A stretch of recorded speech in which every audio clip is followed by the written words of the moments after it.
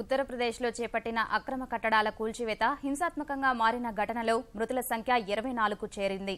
దురాక్రమణదారులు పోలీసులపైకి రాళ్లు రువ్వడమేగాక తుపాకులు, ఇతర మారణాయుధాలతో దాడులకు దిగడం వల్లే హింస ప్రజ్వరిల్లిందంటున్న పోలీసులు 200 మందికి పైగా నిందితులను అదుపులోకి తీసుకున్నారు. ఈ ఘటనపై రాష్ట్ర ముఖ్యమంత్రి అఖిలేష్ యాదవ్ విచారణకు ఆదేశించగా కేంద్ర హోంమంత్రి రాజ్నాథ్ సింగ్ సైతం పరిస్థితిని సమీక్షించారు.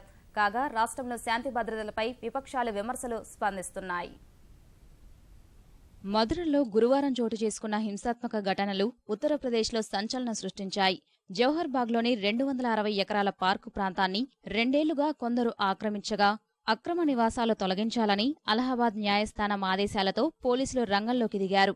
పోలీసుల చర్యను వ్యతిరేకిస్తూ 3000 మంది ఆందోళనకారులు వారిపైకి రాళ్ల వర్షం కురిపించారు. పరిస్థితి చేయి దాటుతోందని భావించిన పోలీసులు బాష్పవాయువు, రబ్బర్ బుల్లెట్లు ప్రయోగించారు. ఈ ఘర్షణల్లో స్థానిక ఎస్పీ ముకుల్ ద్వివేదితో పాటు ఫరా స్టేషన్ ఆఫీసర్ సంతోష్ యాదవ్ చనిపోయారు. వారి మృతికి రాళ్లదాడి, కాల్పులే కారణమని పోలీసు అధికారులు గుర్తించారు. గురువారం కాల్పుల్లో మృతి చెందిన సహచరులకు పోలీసు అధికారిక లాంఛనాలతో నివాళులర్పించగా వారి కుటుంబాలకు రాష్ట్రం 20 లక్షల చొప్పున పరిహారం ప్రకటించింది.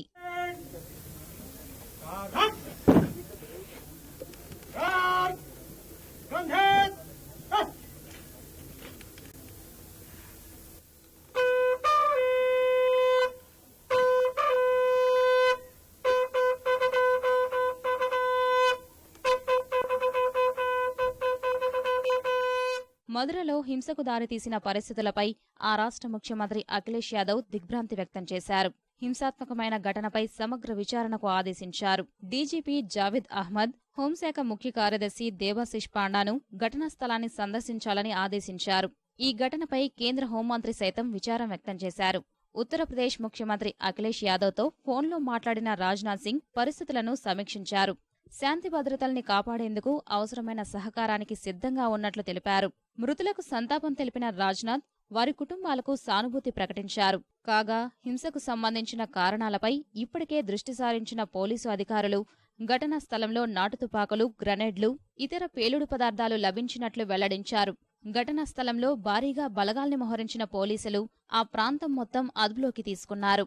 హింసకు కారణమైన 200 మంది నిందితులను అదుపులోకి తీసుకుని విచారణ జరుపుతున్నారు. తమను సత్యాగ్రాహులుగా అభివర్ణించుకుంటున్న ఆక్రమణదారులు రూపాయికే 60 లీటర్ల డీజిల్, 40 లీటర్ల పెట్రోలు అమ్మాలని, ఎన్నికల్ని రద్దు చేయాలంటూ చిత్ర విచిత్ర డిమాండ్లతో ఆందోళన జరిపినట్టు తెలుస్తోంది. స్వాధీన్ భారత్ సుభాష్ సేన పేరుతోనూ కార్యక్రమాలు చేపట్టి ఆక్రమణలకు పాల్పడినట్లు స్థానికులు చెబుతున్నారు. హింసాత్మక ఘటనల వెనుక అధికార పార్టీ ఉందని, వారి అండతోనే ఆక్రమణదారులు రెచ్చిపోయారంటున్న భాజపా రాష్ట్రంలో శాంతి భద్రతల్ని కాపాడడంలో ఎస్పీ సర్కారు పూర్తిగా విఫలమైందని ఆరోపిస్తోంది. ఇతర పక్షాలు ఆక్రమణదారులపై కఠిన చర్యలు తీసుకోవాలని డిమాండ్ చేస్తున్నాయి.